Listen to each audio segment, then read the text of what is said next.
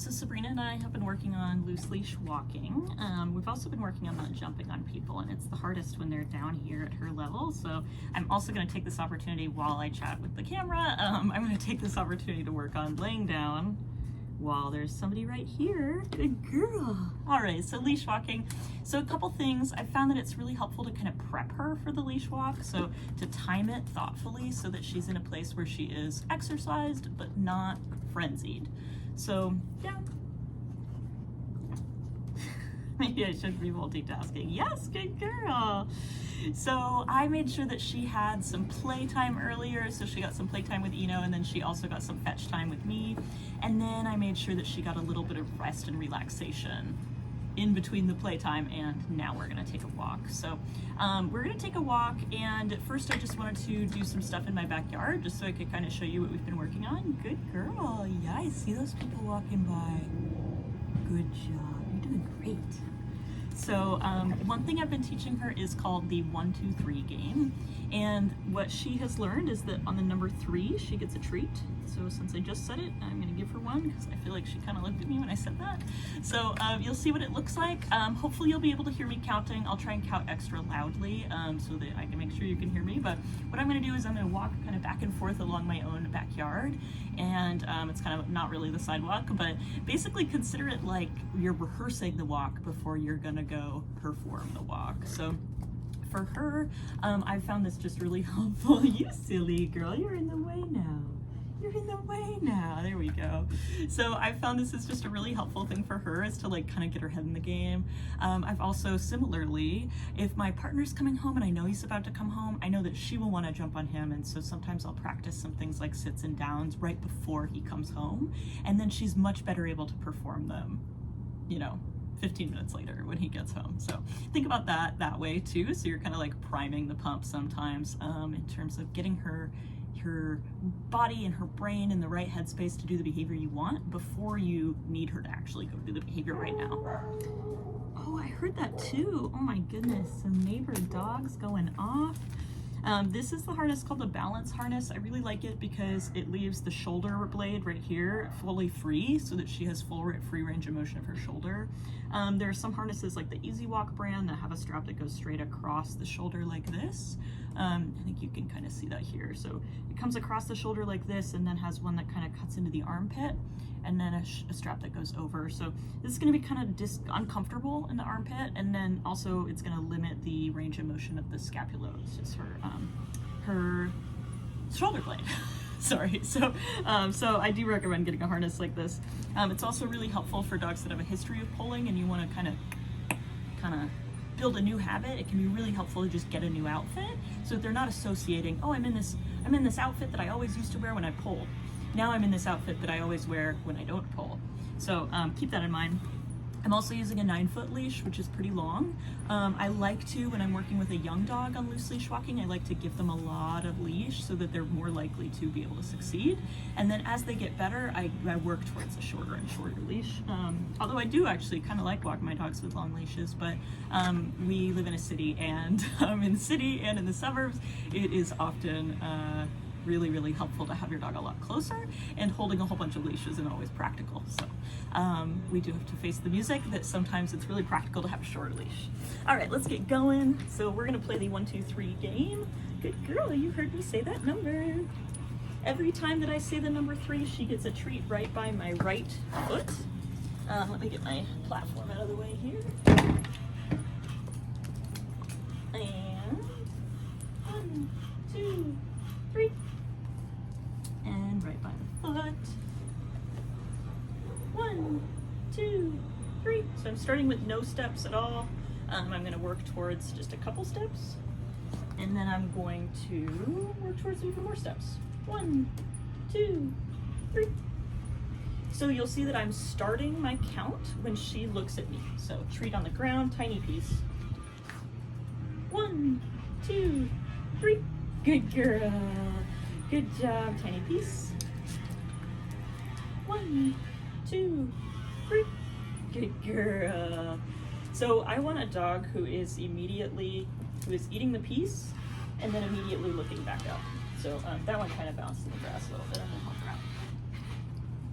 All right, and I'm gonna start taking this show on the road. I'm hoping that now that my neighbors seem to be using a power tool, hopefully you can still hear me pretty well.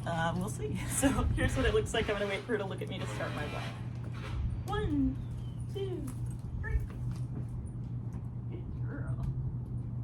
Wait for her to look back up at me. 1, 2, 3.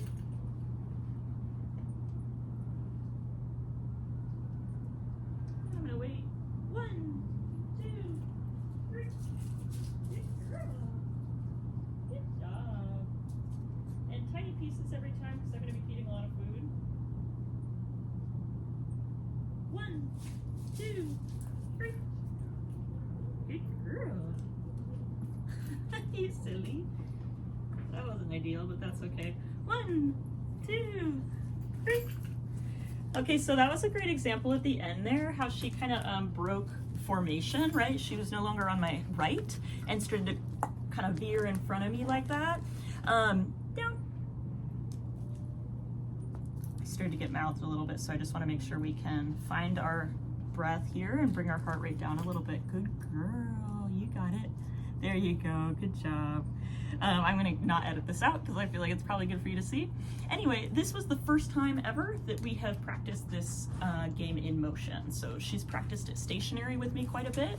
And we've practiced in the house, but this is the first time that we have taken the show on the road. So I feel like that went really well. I had about 5 or 6 what I would consider perfect reps, and then I had 1 rep where she got bouncy, and then I had 1 rep where she started to veer off, but then once I said the 3rd number, she came back and went, oh right, I forgot about that game, we were still playing, okay.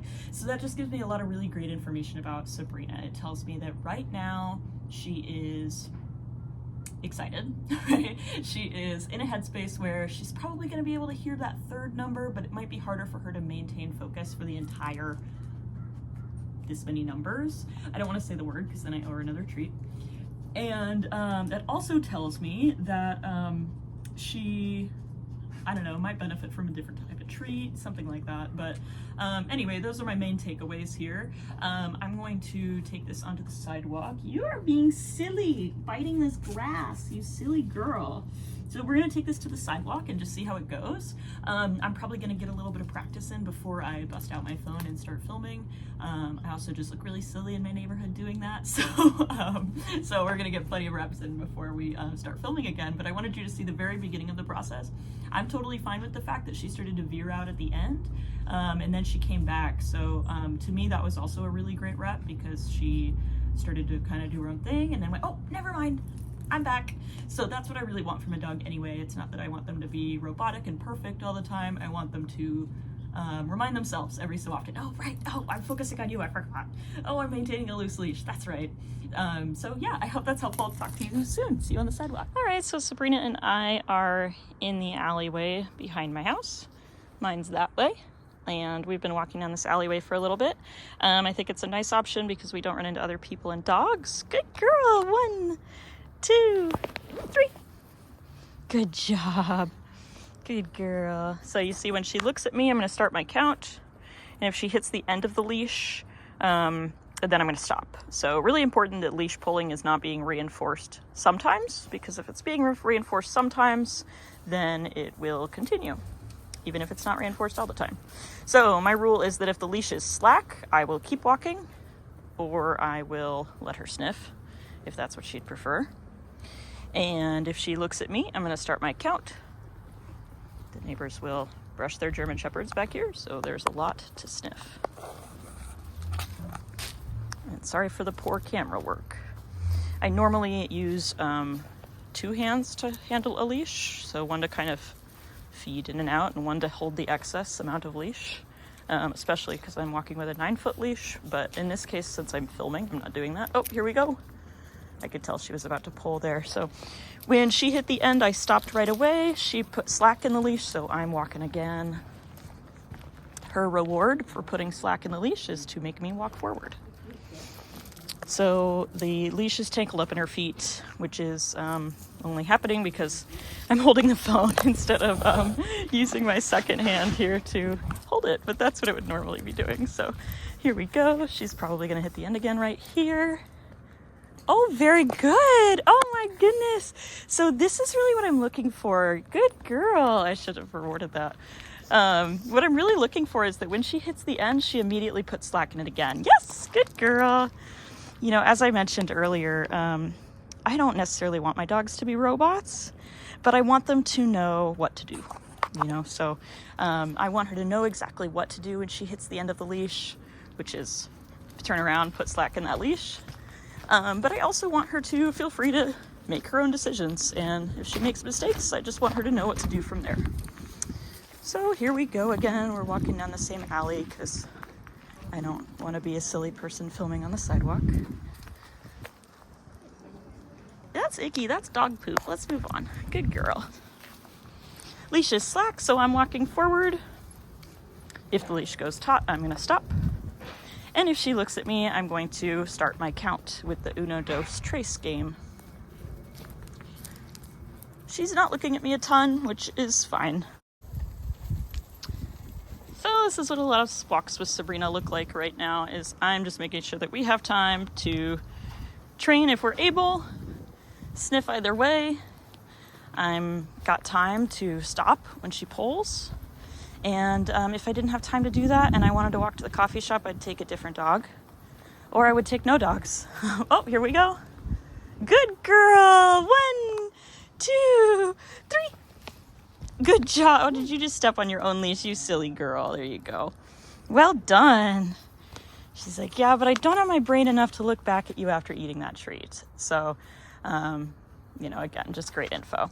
If she was in a situation where she just kept hitting the end of the leash over and over and over and over, I would want to help support her to, that would tell me that she needs some help calming down and that she's not able to get there on her own. So what I would do for that is I might do something like touch. Yes, give her an easier skill to do. Good girl. I might do a few like more enthusiastic plays. So get it and toss the food. And then let's see if I get focus. Get it. Good girl. Let's see if I get focus here. If I do, I'm going to toss it again. Get it. Good job. So she's really just, get it. Just a toddler in a dog body, you know, she's still so young. Get it. That sometimes if she's not engaged with us, she just needs some help arriving there. So again, I'm using super teeny pieces. Good girl. Get it. And just keeping her engaged with me because the environment is super cool. Good girl. Touch. Yes. That was a really wimpy touch, but she did it. Did you want this? You earned it. And I'm going to cut this walk because she did great. This was a great walk. I'm going to start heading back home. The amount that she's hitting the end of the leash right now is pretty age appropriate, but I also think she needs a nap. So we've had kind of a big day, and I made sure that she got some cardio before we went out on a walk. So I think she might have not napped very well in between play and all the other stuff that we're doing. And she got to watch me make a bunch of food this morning. So yeah, she didn't really take a nap during that either because that was so exciting for her, and she occasionally got some veggies. So all right, hope you're doing great. This has been a really fun, here we go, a really fun time getting to know Sabrina, and I imagine that in a few days we will have improved leash walking.